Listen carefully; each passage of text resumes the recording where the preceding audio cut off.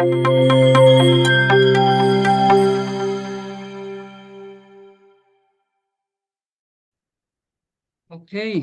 I think this is it. Most of us is here. I will ask my co-hosts if you see somebody else coming in the waiting room to let them in, please. This meeting is being recorded. And I would like to present you my co-host and assistant, Blanca Rubio, and the four speakers of today's panel, Thaisa Matos, Jason Nardi, Francesco Godano, and Angel Matila. I'm Manja Vrenko, one of the contributors in the ECOPRISE course design. And thank you for coming in such a big number. Today we met to understand the foundation of ECOPRISE, eco-social entrepreneurship design, which is based on Ecovillage regenerative map of regeneration and attitudes, and it includes certain attitudes which I would like to shortly look at for the beginning.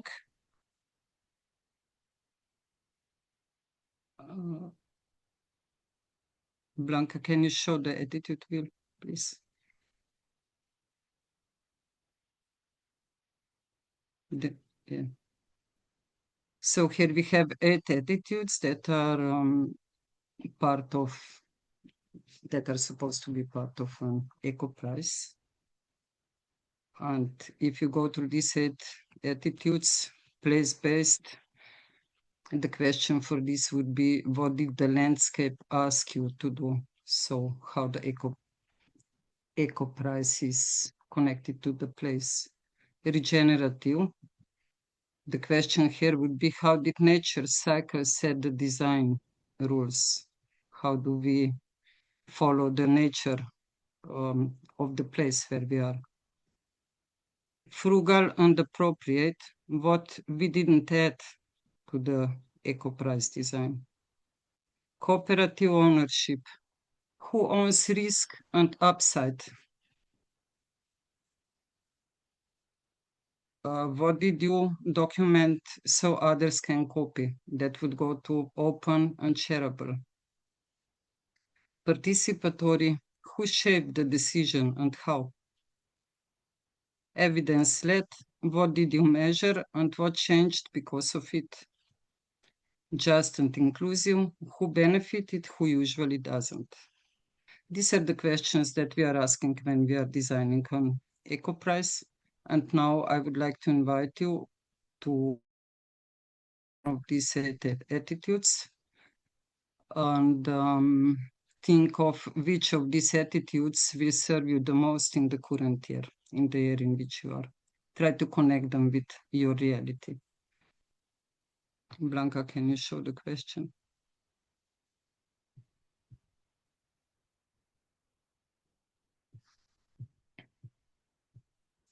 And when you do this, please write in the chat which attitude you chose. And in the meantime, I will invite Thaisa Matos to present us Ecovillage map of regeneration. Thaisa, please. And Blanca, please move the slide. Thank you. I just saw a question on the chat. People were asking us to show again the attitudes. Okay. Blanca, can you move back to the attitudes?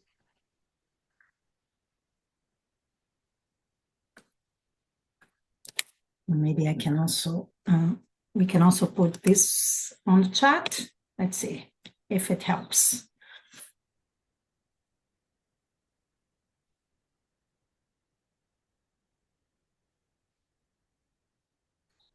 We will come back to these attitudes. We'll a few times during this presentation, because after each speech of each of the speakers, we are going to connect what has been said with these attitudes so that we really understand what does it mean. So you will see this picture many times today. Now they're starting to share on the chat, the ones that, to answer your question. Thank you.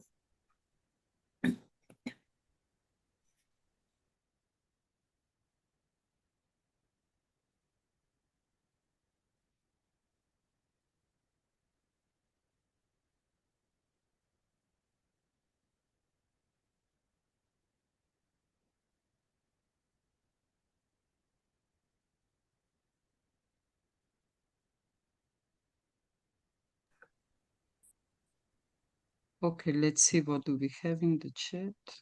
Yeah. Just and inclusive, participatory, regenerative, frugal and appropriate, place-based, just and inclusive, cooperative ownership. We have all of them basically.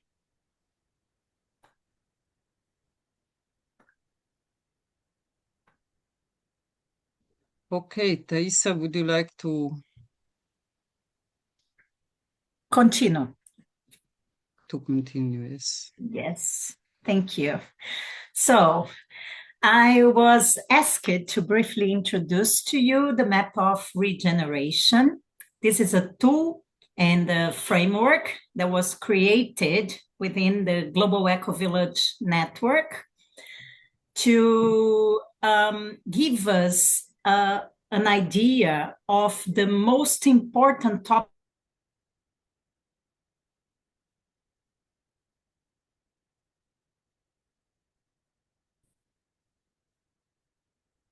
Thaisa froze, is that true?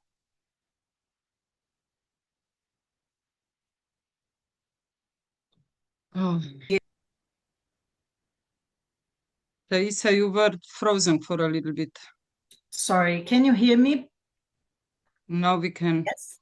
Okay, so we'll keep with the video off for a while. A group of practitioners and educators from the Global Ecovillage Network created this framework 20 years ago to support communities in designing for sustainability and regeneration. And I just want to share one of the definitions of ecovillage so we all come from the same place. Ecovillages are communities using participatory design process to integrate these four main dimensions of sustainability: social, ecology, economy, and culture, into a whole systems pathway towards a regenerative future. And within this project and framework, I would like to show you the 4D framework in a different way, so we can get a little bit more into the map of regeneration. And maybe, Blanca, can you? Yes, please. Let me see if you can see my screen. Can you see my screen? Is that working? So, yes, it's working.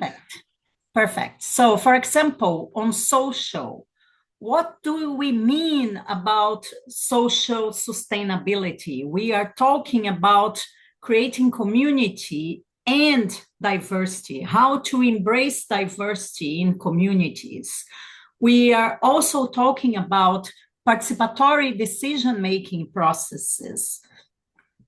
And for example, we need very good communication skills and to practice conflict resolution, as we are human beings and conflicts are very natural in relationships. If we look at ecology, how to move toward renewable energy? Are we considering it when designing our ventures? How to work with waste as a resource? Depending on the venture, where the resources are coming from. Moving on to economy, how to commit to responsible production, consumption, and trade. How to strengthen local economies. How to increase economic justice. And how to cultivate social entrepreneurship. I'm sure we will talk more about this during the session. I'm just giving you a brief overview. In culture or worldview, we are looking at higher vision and purpose. What is the purpose of this organization? What are we serving, or this community? How do we include and honor traditional wisdom? How to reconnect with nature and embrace low impact lifestyles, for example. I could go on and on. This map was created focused on communities, community design, but it can be used in many different contexts. So I'm currently working with schools to how these schools can be more sustainable and regenerative. And here we are going to apply this framework into organizations. I think I can stop sharing for now. Let's see if I can come back. And yeah, I think that's it for now. And I can come back to connect with the other topics. Blanca, can you start the presentation again? Thank you. Thank you. So these 4 dimensions, this is the foundation on which the ECOPRISE is based. And now we are going to look into different aspects and some practices appropriate for ECOPRISE design. And we will start with sustainable technologies in ecosocial design, presented by Francesco Godano. Francesco, please. Hello, everybody. Thank you for being here. I'm also starting my timer. And thank you for inviting me. So I'm going to talk to you a little bit about the role of technology, which is a key element for a just eco-social design. And it's often something that is it's not super popular because it requires a lot of capacity and some degree of expertise. And it's also very interesting because it's also quite a contradictory aspect of our quest to sustainability. So what we believe is that all technology, as we said, is that high or intermediate or low technology, different kinds of technology should all have some basic elements. So they should reduce environmental impact, avoid social and economic inequalities, and promote autonomous and meaningful agency of individuals and communities. And I hinted at Ivan Illich's Tools for Conviviality, which is a great source that I recommend. And you can see that in this context, we are already tackling these dimensions of sustainability that Taisa introduced a moment ago. And we would like to, it's very important that these, to keep a holistic approach to technology and to the role of technology in our life. So, So to have and to implement what is called often called appropriate low technology. So technologies that are small scale, local, that require little capital and are labor intensive. And we have in our eco-village culture has multiple examples of this, like biogas, natural building, composting systems, but also to integrate more sustainable high tech, which Angel is going to talk a little bit more in depth in a while. So that this also can be tackled in a more sustainable way. So focusing on open source, decentralized systems, focusing on the degree of computational energy that is needed, and so on. So at Gen Europe, we try to we are trying to build and foster a working group on technology, on sustainable, appropriate technology that has been working for maybe a couple, 2 or 3 years, and is now is now developing an Erasmus Plus project called SUSTEC that is focused on adult education activities and has the objective of connecting tech learners and practitioners across different regions and domains in a community of practice which is like a network of practitioners that can that can get together and share practices and share knowledge, cross-pollinate, and we also have an intellectual output, as we often say.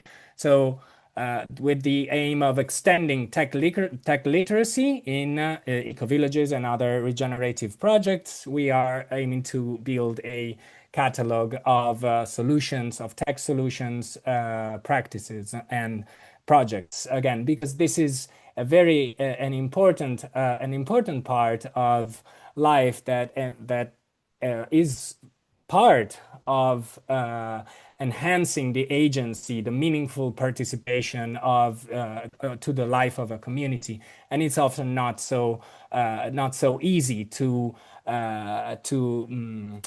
enhance these practices, to make them work, and to share them, and to maintain them in time. If you can go to the next slide, please. Thank you. So I was thinking of. I was reflecting on this technology issue that I deal with, and I thought of a couple of aspects that are more directly connected to what this ecopreneurship, this concept that we're trying to develop with EcoPrize. So, what are the aspects of technology that, or some of the aspects of technology that could be part of the mindset of an ecopreneur, okay, of what you would like to, this skill that you would like to develop. And I thought that the first would be the regulatory aspects. So one of the things that are very hard to do is to have to have these technologies be part of a normative framework, of a legal and an administrative framework that can make this solution grow and be maintained and shared as much as possible. So we feel that there is a need for cultural and policy changes. I put an example here about the case of the wind energy with literature that you can go through. And that is an aspect that could be part of an ecopreneurship project. So how to tackle these regulatory aspects. Another thing that is super important is the link of tech practices and tech learning to the more broader context of higher education on the one hand, and vocational education and training, so more like professional training. That is, as it's well known, is a key enabler of any ecosocial design. And another an aspect is to foster this need to feed the educational career pathways with these expertise, and practice related to appropriate sustainable tech. And so this is an overview of this field of sustainable technologies with particular relation to the ecopreneurship aspects that we're dealing with here. And I would like to close this with the hint that I was asked is to find some kind of prompt, an exercise. So I will say, like, I will invite you to look at the technological parts of your projects that are there or that could be there, and that maybe should be there, and that are a bit hidden or hindered in some way, and think how can you integrate a more sustainable and just approach to technology in your ecosocial entrepreneurship. And with this, I will end. And thank you for listening. I'm open to questions if we'll have the time. Yes, thank you, Francesco. I think the questions and answers will be at the end of the whole presentation, so we would skip this now. For now, however, I would like to invite you and Thaisa to reflect on what has been said through the lens of attitudes. Will, if you can go to next slide, please.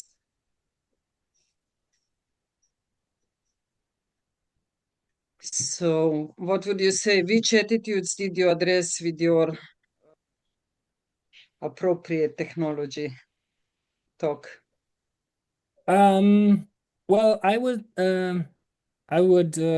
pick. I thought of it a bit earlier, and I think that on the one hand, I would definitely like to pick place-based and regenerative, since they're close. I would put them together a little bit, because it's definitely the one of the elements of technology that is appropriate and sustainable is to adapt them to your local environmental and social needs. So to where you are, your territory, your landscape, and also how your community lives on this landscape. And I would also say regenerative, because of course there's this one of these one of these aspects that make technology sustainable is what we call like biomimic. So and we have nice examples of technology that tries to, permaculturally a bit imitate nature and its cycles. And this is for one. So I would put these two together. And of course, the other I would choose is open and shareable, because is one way or another, there is a certain degree of technicism, if I can say so, and expertise that is involved in any tech project. So it's very important that to have open and shareable projects that can travel across. Then it can be good practices that are as much as possible, can travel as much as possible, and can be picked up as easily as possible by our community. Thank you. There are some questions on the chat. I don't know if we should look at them now or towards the end. There are two questions to Francisco. Yes, maybe we can look at them straight away, because they are I think it's easier. Yeah. So could you elaborate a bit more on your thoughts regarding sustainable technologies and what technologies eco-entrepreneurs need to know or use? And the second is connected. Can you give an example of this low impact tech? Yes, sorry. With this, I had to, I had to choose what to say because we didn't have much time for each slot. So that's the two valid questions. The first is when we say, well, sustainable technology is a way for us to bring together technologies that have the characteristics that I put in the slide. The first three, if you can, Blanca, go back to these to the first slide. This, I would say, the environmental part, the environmental aim, the social and economic aim, and the more like human and relational aim that are in those first, in those three bullet points, to me are things that can bring together all forms of technology. And coming to the second question, the first one would be, I put some example here. A biogas system, for instance, is a low technology because it is an easy, it is a small scale, easy to do and replicate, and using local sources technology that in this case allows you from with a very simple structure to have to produce gas from composting, from compost, because compost has it releases gases if it's treated in a certain way, and it can bring you gas with that you can use in your kitchen. And of course, you cannot use in a kitchen that is in a big industrial kitchen. So it also requires you, and it requires all of us to also think of the scale of productivity, of the scale in which we organize our communities, our production systems, our consume systems. So, and we have, I didn't say it, I wanted to say it. We have a working group and a community of practice that is organized around this adult education Erasmus Plus project. So you are very, very welcome to contact me if you if you have questions or you want to contribute or take part in the community of practice. Yes, I see there is also a question if we will share the slideshow. Yes, we will share the slideshow and also recording will be available because there are some links in the slideshow. And Francesco, you can maybe write your contact for those who are interested. I will write it in the chat. Yes. And there are also other reflections. Thank you very much for it. And Thaisa, would you like to connect with the 4 dimensions? What has been I can do it briefly. For example, the examples of low tech that he gave us are, I would place them in ecology. In the ecological dimension, we look into all the aspects that are connected to the environment. So related to shelter, for example, food production, energy, water, waste, and biodiversity. And when Francesco mentioned the open source and shareable, that would go more towards social and economy, but I think we will get there soon. I think it's interesting to look at the 4D framework because it is an holistic tool And sometimes, or many times, it's related to more than one dimension. But we try to look into these 4 dimensions to make it more easy to access. But when we get into the framework, it's really all connected. And also connected to the classic tripod of sustainability, right? The environment, social, and economy. Over to you, thank you. You're welcome. Thank you very much, both Thaisa and Francesco, for these reflections. And when we are talking about technologies, we cannot go without the one big part of technologies, which is IT. And we are going, I see also in the chat, there are already some references to blockchains and so on. And I think I invite Angel now to speak about IT in ecopreneurship. And Blanca, please move the slide. Yeah, I think we're already there. Thanks everybody. I hope you can hear me well. So my name is Angel Matilla, and I've been a Junior Ops IT manager for the past 8 years. So yeah, today we're gonna dive a little bit. We already had the introduction from Francesco into appropriate technologies, and you've seen from Thaisa what's the ethos of the Ecovillage lifestyle and how do we try to holistically be regenerative in these 4 dimensions.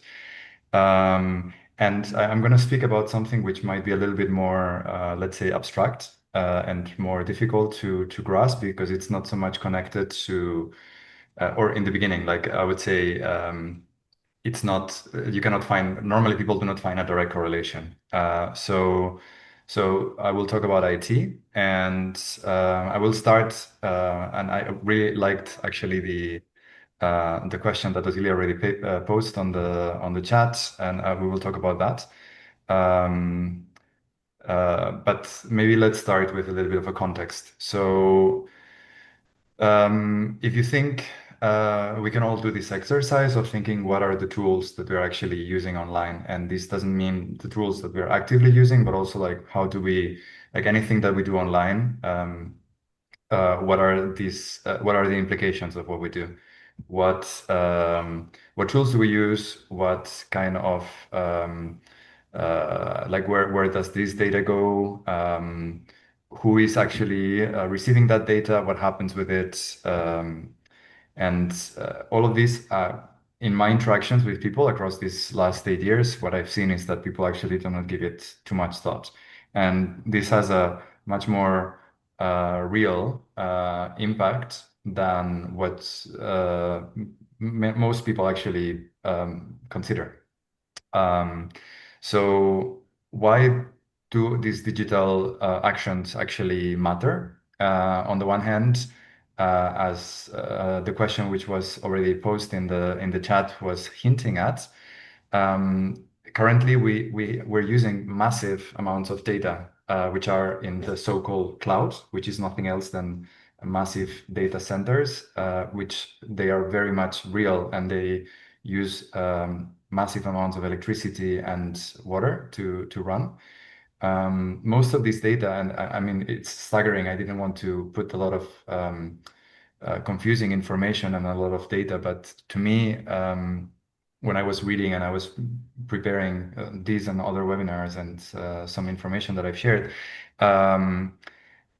currently in the world, end of 2025, the data that has been produced in the world is 181 zettabytes, which is a number that I think is humanly not very comprehensible. And this is more or less about 72 billion Olympic pools, complete full with data. If we would imagine that each gigabyte is a drop of water, that's just staggering. And all of that, most of this is actually being generated by AI, which I will talk a little bit more about in the next slot. Then the next thing that I want you to reflect on is actually who controls this data. What do they do with that data? And I don't have the time to go much into detail, but generally speaking, if we are if we're not paying for a service, the most likely thing is that we're actually paying with our data. And we've seen several examples of that. Like the data, like most of the services nowadays are provided by only a few very big tech companies. And they do all kinds of big data analysis with our data. And it has been proven that this data is actually serving to modify large scale, for example, the US elections and many other things that we're simply not aware of, no? Since the Cambridge Analytica scandal in 2016, some of you might remember, but this has just gone deeper and deeper.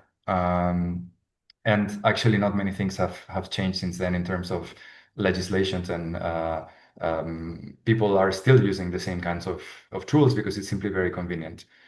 We can also think about geopolitics, and maybe you will think that I'm going too far, but actually, nowadays, there is this book by Yanis Varoufakis called Techno-Feudalism. And it's true, like we're moving into a world which is controlled by actually very few people owning these big corporations. And the amount of things that they can control by owning our data is staggering. Actually, they earn a lot of money with that, and with that money, they can pay lobbies and they can pass laws that will benefit them. So it's kind of a retrofitting feedback loop where they are accumulating a lot of power. So I don't have much time left, but since 2018, actually, at Gen Europe, we started already believing to promote digital culture, and we already were able to detect those problems. Nowadays are simply like, I don't think you cannot just avoid seeing them. And we have been experiencing and researching on self-hosted and free open source software, which unfortunately I will not have the time to go very deep into. But you can check when the slides are shared with you, you can check the results of our work. We've created something called IT Toolbox, and we are currently working on a series of articles on ethical digital culture. I already reflected on the attitude, but I will just skip it because I think this question will come later.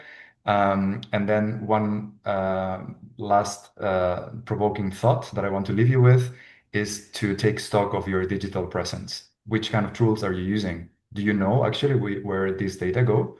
And who is owning actually the tools that you use? And I provide you here with a couple of links where you can consider actually using alternatives. So, like, for example, there are European alternatives now that we're talking about geopolitics, and some open source alternatives to proprietary tools.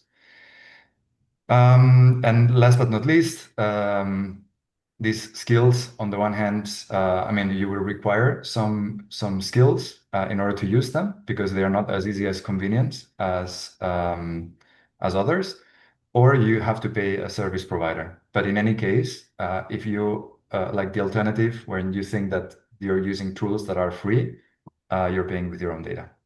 So I will leave it there for now. Okay, thank you, Angel. And you can also just continue with the next topic. Okay, then before jumping into the next topic, Blanca, if you mind going back again, I will just reflect on the attitudes. Well, actually, maybe we can reflect on the attitudes at the end because it's very, they're going to be similar somehow. So yeah, maybe go ahead, Blanca, and move to the other one. So the second slot, what I want to talk about, because it's been a big revolution, is AI.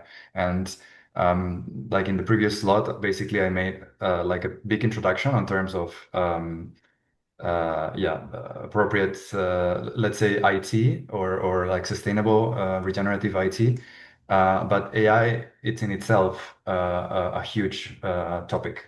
Why is that? Because I mean, sometimes for me it's also mind-blowing to reflect back and think, okay, this actually didn't happen before. Like it didn't exist even before 2022. I mean, of course, AI is not something that just popped up in the world, but since the release of the first large language model, ChatGPT, in 2022, the advance that we've seen and the amount of let's say the impacts and how much it has permeated into society, it's incredible. No, like it's even hard for me to think of a world before AI.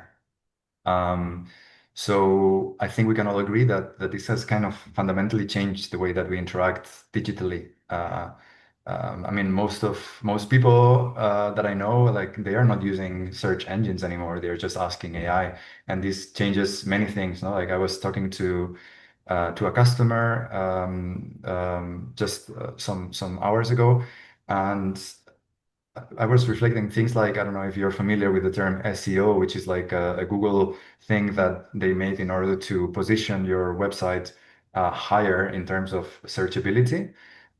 This doesn't matter anymore because AI searches the web in a different way. So since people actually using AI instead of searching, and also AI is generating most of the content that you find online nowadays.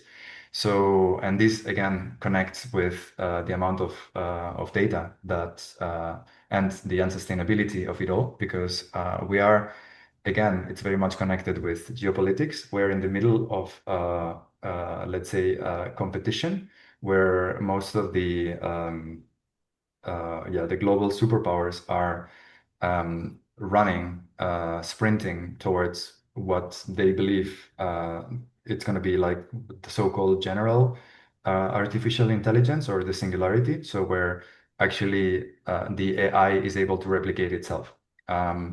Nobody knows how far or how close we are to that, but it seems like nobody can actually afford to lose that run. And that leaves the world in a very tricky state. Actually, many of the things that are happening in the world nowadays are very much connected to these as well. But I will not go so deep into that right now. What I want to mention is how AI, as of today, is also affecting our productivity. You would think that creating or having access to large language models would actually enable us to relax and to say like, okay, now many things can be automated and can be taken by AI. But I don't know how many of you are familiar maybe with the Gibbon's paradox, which I find particularly interesting, which says basically that if you increase the efficiency of any kind of resource, that's not going to lead to people being more relaxed, but actually it's going to lead to people using it more. So actually, in the end, the output is going to be more. I've talked to many people in the past few months, and it seems like now everybody simply uses AI, and it's not like you accomplish your things easier, which you do, but now the result is that you have to achieve more things. So it seems to me as of today that not using AI could actually make the difference between being able to compete in the market or actually being not considered a competitor anymore in certain areas, especially the areas that have to do with any kind of automation or digital infrastructures. And I want to reflect on what's behind actually the usage of AI. And well, the first question, which was presented on the chat, already hinted at that. So fundamentally, AI is deeply ecologically unsustainable. Large and like exponentially increasing amounts of electricity and water are being used to fuel all of that.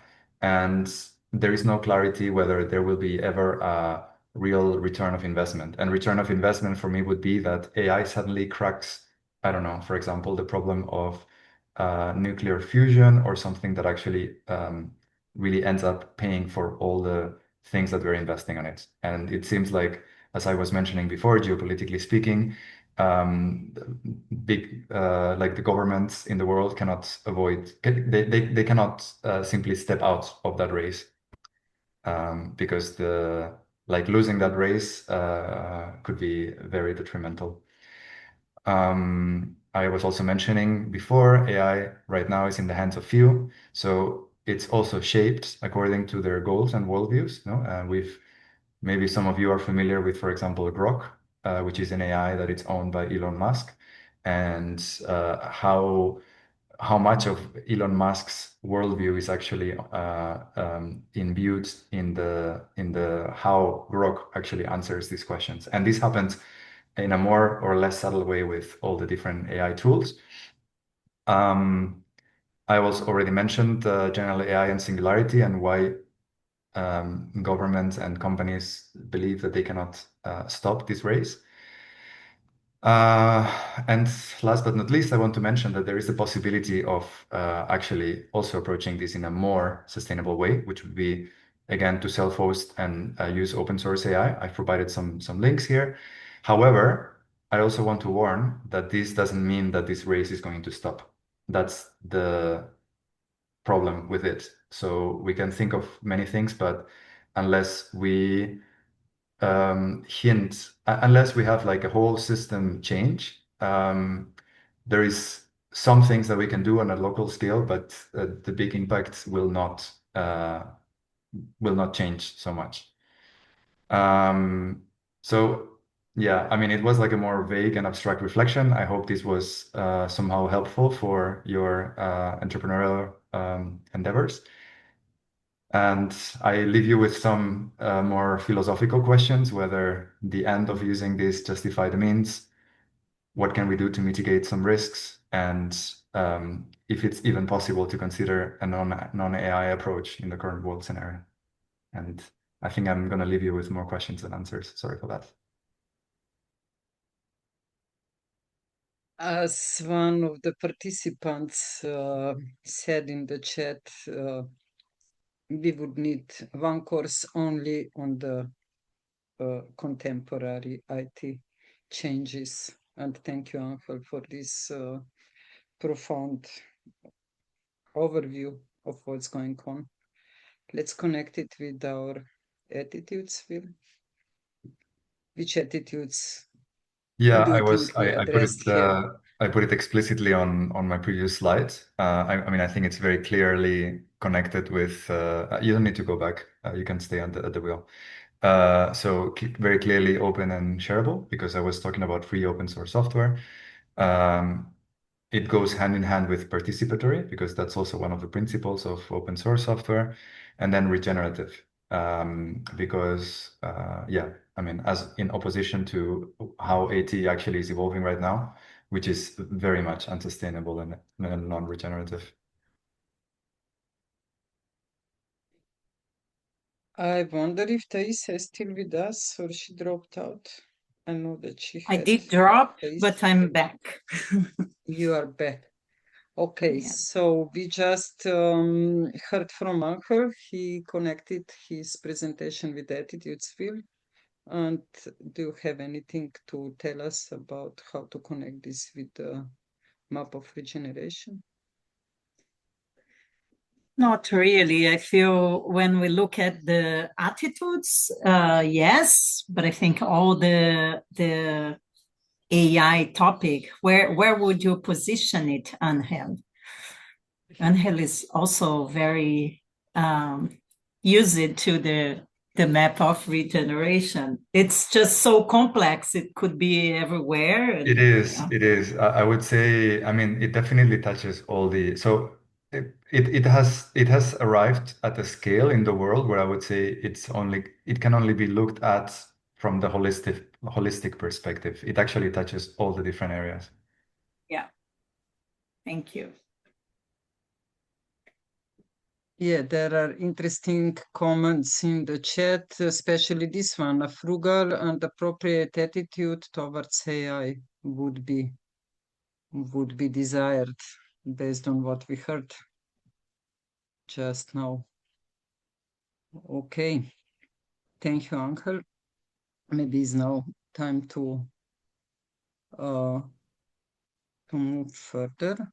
Do we still share the screen? Yes. And next topic is social governance and innovation. And This one was assigned to me. I'm also working in Gen Europe team as a coordinator. And yeah, I'm practicing we are practicing together innovative governance model, participatory governance, and people-centered organization. We are using sociocracy in Gen Europe as a structural model of organization. And I will talk more about this a little bit later, but first let's see what is the difference between ECOPRISE and profit-oriented entrepreneurship. Like usually the profit-oriented entrepreneurship follows the logic of minimum input for maximum profit, and it goes often on the account of labor of the workers, pay as little as possible to get as much as possible for the capital, for the investor who is making everything possible. This is the logic of today. And in EcoPrice, we would rather have a people-centered approach. And I'm sorry, I just have to make a little bit of order on my screen. Because I'm facilitating and also doing the presentation is sometimes a little bit difficult. So I'm talking about people-centered approach, which is not oriented into the profit, but into the humans who are making the profit possible. And while still, of course, every enterprise has to be economically viable, in EcoPrice model is based also on permaculture ethics, which are people care, earth care, and fair share. What does it mean? With our business activities, we take into account how do our people feel. Are they overworked? Do they have time for family? Do they have place for personal development? Do they have possibility for career development? Earth care takes in consideration everything that has been said before by Francesco and Angel, taking care of what is the impact of our enterprise on the environment? How much resources do we use? Which resources do we use? Do we follow the whole cycle and so on? And fair share, this one is talking about when the profit is made, how it is distributed. Does it stay with the investor, with the big investors, the owners of capital, or is it shared with, so fair share would say that part of the profit goes into development of the enterprise, part of the profit goes to the employees for the salaries or other benefits for employees, and part of the profit would go to the local community to support something in the local community that needs support. That would be an example of these three ethics and how the fair share would look like. I would like to touch a little bit on participatory governance in Gen EU. I would talk from our experience. We are all, many of us today here is connected with it. And recently we are meeting with constant overwork of our employees. And we discovered that allocated hours are hardly enough to maintain the current tasks. There is not a lot of time for capacity for the development of areas and the organizational development and so on. And on a long run, this may lead to drop of motivation, burnout, and also stagnation of the organization. And we try to respond to this problem before it really becomes a big issue. And I will make a little comparison with what would happen in a usual enterprise. In a usual enterprise, either we would have a strike or the general managing director would assign or not assign more hours, or would put some pressure, which I hear also in many NGOs and small enterprises is happening, that the tasks are just dropped on the people, but the allocation of time is not considered with this. And in the usual enterprise, that would be in the hands of managing director who would follow the minimum input, maximum output logic. They would react to the crisis, and the result would be the status quo or surviving in the organization. In Gen Europe, we follow participatory governance system, and instead of assigning the more hours or putting pressure or saying to people be more efficient and so on, we are having a systemic approach. Each employee does a self-assessment of how many of their working area, how many hours would they need, and how much time they would need for the development. Also, they can also express the wishes, which would be what would be the optimum for them. And based on the information gathered in one-to-one talks and in the in-person research talks, the proposal is going to be formed about how to restructure organization and how to address this situation in the most appropriate way for the organization, and most of all for employees, because we want to keep the employees in the organization and we want to have them happy.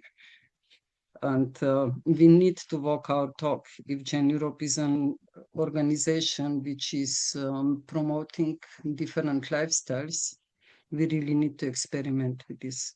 So the proposal is created and given into discussion, and it is discussed and changed and tweaked as long as needed to reach the consent from all the team members, that every team member can say, okay, now the proposal, how we manage our time and working workload is good enough for now and safe enough to try. And this is a sentence usually often used in sociocracy. This new model, which will be accepted with the consent, and it will be good enough to try and safe enough, good enough for now and safe enough to try, will be then tried out for a limited period of time. For example, 1 year would show if it works or not. And after this limited period of time, it is going to be revised and adapted based on the feedback received. And this procedure is adapted for any decision that we may have to make in our organization. And the result is that team is always involved in a solution. It doesn't come top down, and owns the new structure, new ways of working. So it's part of the change, which makes them feel empowered. At least this is our wish, and we hope we are fulfilling it somehow. And Yeah, I think this is what I wanted to say also about this governance innovation. Why I chose this example, because a week ago I was facilitating a course on community incubation, and one girl asked me, is there any organization at all who is practicing the sociocratic that is successfully practicing sociocracy? And actually, I explained her how we work in Gen Europe, and she was really, really inspired. So I thought it is okay to use existing model for working also for this presentation. And I would end with this. Here is a little what I already shared, the comparison between top-down profitability and participatory sensing, what is needed approach. And yeah, I think we can move further to the attitudes. And Thank you, it's a little Manya. bit, yeah. Would you like, Teresa, to choose the attitudes connected to what I just shared? I think you can do it, but I can also try participatory. As you're using sociocracy, there's a participatory decision-making process. I would say it tries to be just and inclusive. Yeah, this would be the next one. You're trying to do it. We are trying to do it. Why I say we are trying to do it? Because of course there are limitations, and usually the limitations are connected to the resources, not human, but other resources. And yeah, this is the reality. But I think we are really doing well, and we are really doing it cooperatively. And this is what makes it beautiful. It's not the easiest way, but it's I think we all feel we are in this together, no? So I would say it's just and inclusive, and I would also say regenerative, no? Because whenever you find yourself in crisis and then come out of it, it gives a feeling, okay, it's also like a new spring, something like that.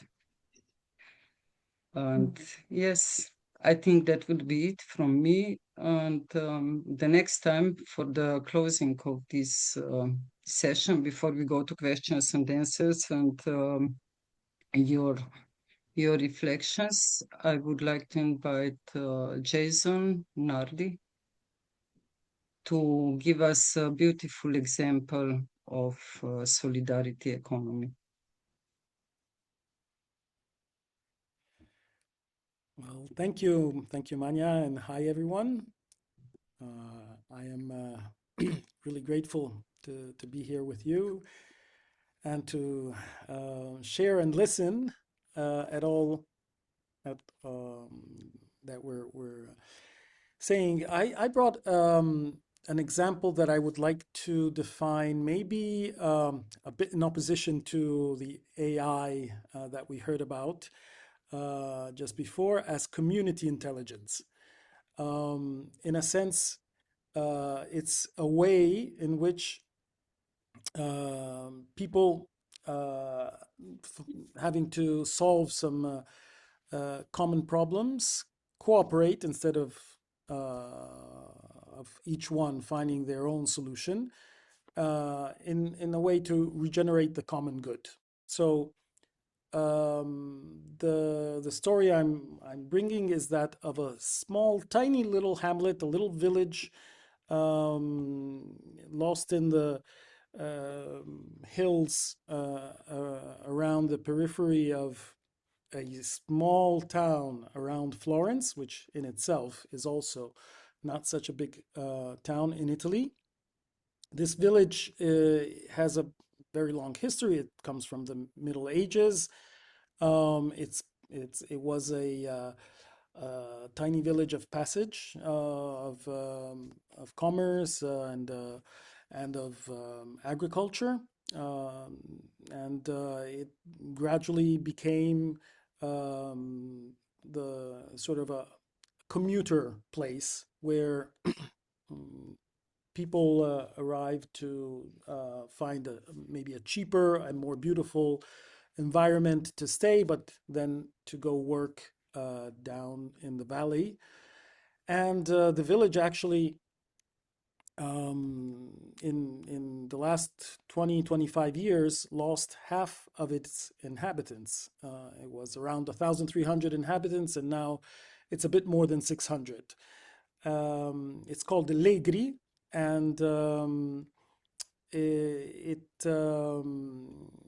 an interesting story because actually, in a sense, it's re-exploring its history, and seeing that at the beginning of the 20th century, in 1911, the first consumer cooperative was created there, and they had a common community oven, a community all-purpose store, etc., which went on until recently, until 2003. And then that was the last little store of the village. It closed down, and people started to escape, to flee from this place.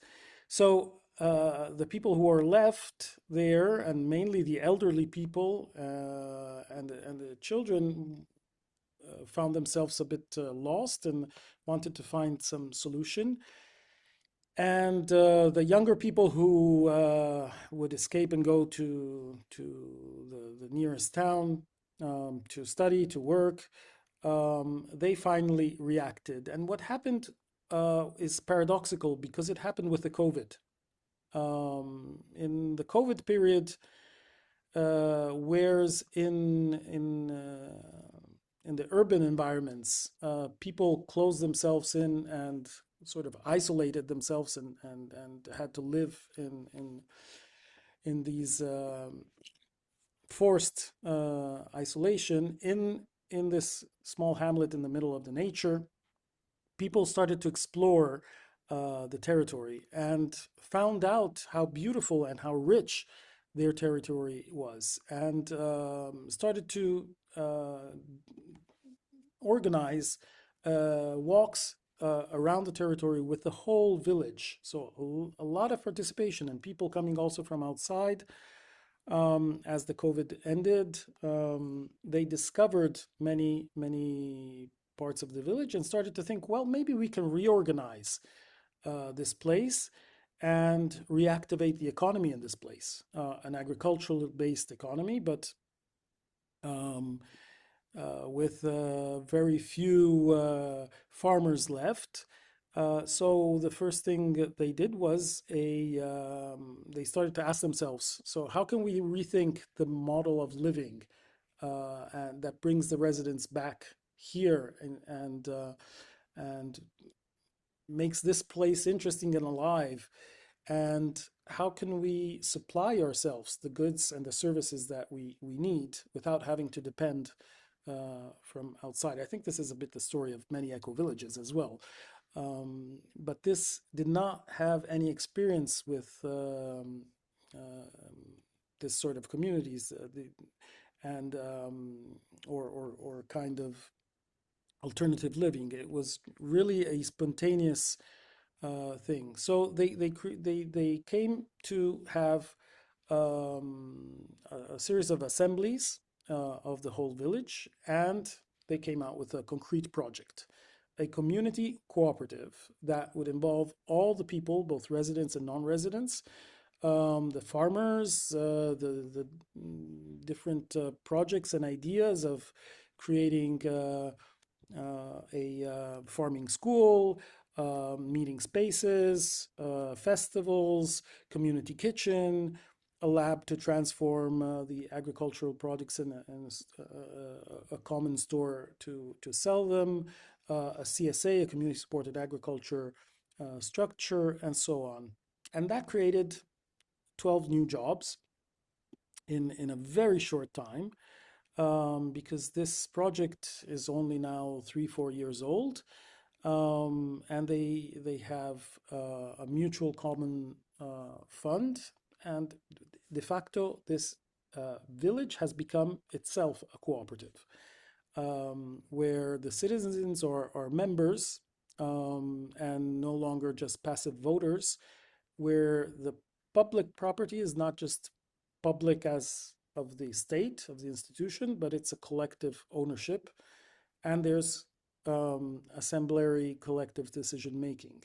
So this is an interesting, still experimental thing going on. I mean, with resources to be found, crowdfundings that they do by creating opportunities for people to come and discover this place, and an excellent restaurant, I can assure that, and a pizzeria, and they're very they're coming up with a lot of ideas, and we're able, and this is the important thing, to keep a lot of the young adults in the village. So I would finish here because I think my time is over, but if you have any questions, I'd be happy.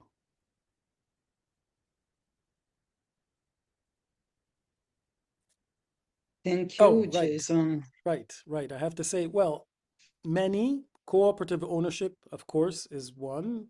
Participation and place-based, definitely.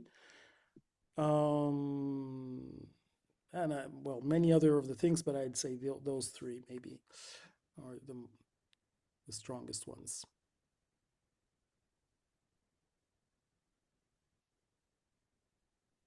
Here in the chat, somebody is saying they're from Perugia and would be interested to visit the place and listen to the story, so connect with Jason. And Thaisa, how would you connect this and also the previous topic to the regenerative map of regeneration and the 4D framework? I think it's also very holistic, but focus on economy and social. You can see some place-based, like local needs, and how community, like neighbors, can get together to create something that is a win-win. But I would say also somehow taking care of the environment, because you said like sustainable tourism, and like depending on how we create like new business, we can really do it in a sustainable way. It was a beautiful example. Thank you, Jason. Okay. Thank you very much to all speakers, and now it's time for you, our guests, participants, future ecopreneurs, to ask any questions you might have for any of us. Maybe we can stop sharing the screen so we can see each other better. Yes. And maybe you can write the questions if you have the name for whom it is and the question. There are some comments about some people are creating Ecovillage from the scratch, and the base is a cooperative. And I yes, can the just social part basically, is important. Yeah, go, Thaisa. I can briefly respond to Paulo. I would say yes, and sometimes, for example, it starts with culture or worldview.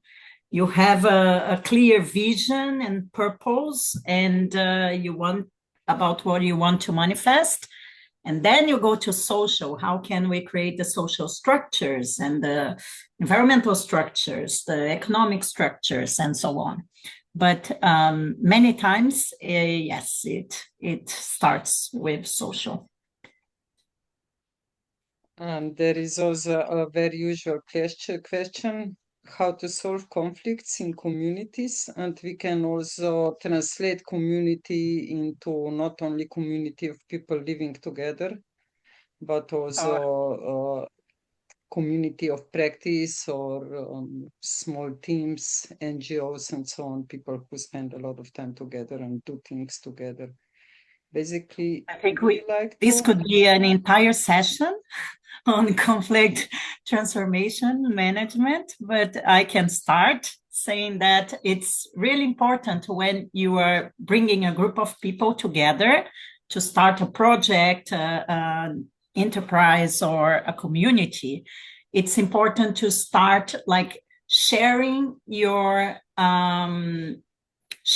vision. Like we need a common vision so we can all go to the same place, and we need group agreements. So what each one of us need to feel comfortable and to feel heard in a group. And then from this basic agreement, we start building everything else. So in communities or organizations, it's important to create the process, the structure that will be the ground for us to solve a conflict whenever it emerges. It means, for example, I'm part of the Gen wider team, but I can give an example together with my Gen Europe colleagues. We can say, if I have a problem with Mania, I should go directly and talk to her. Like clear communication, open spaces for people to communicate. If I'm unable to talk directly to her, maybe I could invite someone else. Angel, can you support us in a conversation? And the conflict, it escalates very fast if we don't take care of it. So many communities, and I would say organizations that are implementing this kind of culture, it's very good to create the process. And in some organizations or communities, there is a special group that you can reach out to in case you need support. Just a starting point, we could go on. Yeah, we also often say that you don't solve the conflict, you manage it. And sometimes we have to learn to live with it somehow, because some conflicts are not solvable. But we can we can concentrate on what do we have in common rather than on what separates us. This is also one good approach to love our fellows more. Do you know any case studies of projects designed with the EcoPrize values or examples of cooperative ownership in the north of Italy, area of Biella or Milan or wider Lombardia? Jason, would you like to answer this? Also you, Francesco? Maybe you are part of one?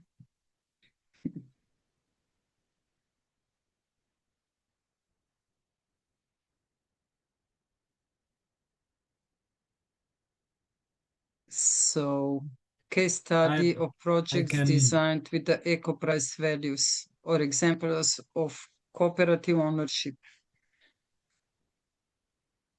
I can take this just a little bit. I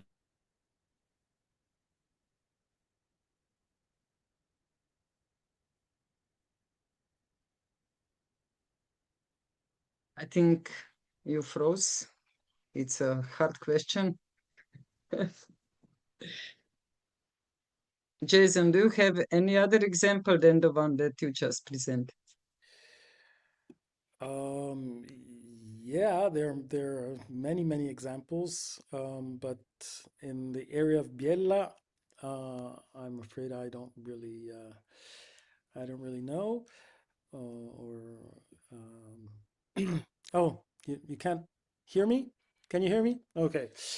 So no, I was trying to focus on geographic location near Milan, near Biella. It's not my region, it's not my area, so I'm less. I can't think of something right just out of my experience.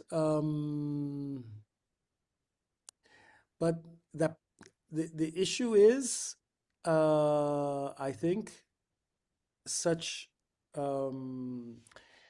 that to put all the values in one in one project is really difficult, I think.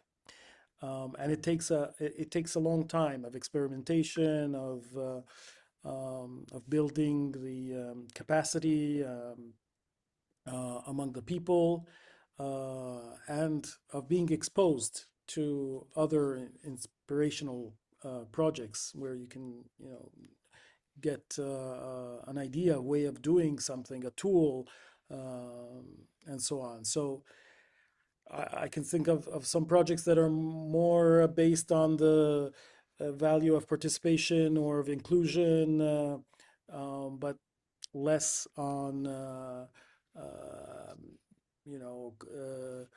co-ownership or cooperative work, and others that are more focused on the ecosystem, on the relation with the ecosystem, with nature, etc. But ones that have all these aspects together, very hard to find. Exactly. This is why we designed this beautiful ECOPRISE course, so that we train and bring together different aspects of it, and maybe you are the people who will do the change. Are there any more questions for any of the presenters? Otherwise, we can slowly go towards a closing. I see that Anna shared in the chat that maybe you know that this is the second pilot of the EcoPrize course, which is still part of the European project. But later is intended that this course is going to be available in some universities. And but Anna says that one group from the first edition is going to design an EcoPrize and share their experience with this second group. I think you are coming to that, not today, but in one of the future sessions. Now for the closing, I would like to invite you to share in the chat what was the highlight of today's presentation for you. What are you taking with you? What are you taking with you? And give us some feedback. And thank you very much for your participation.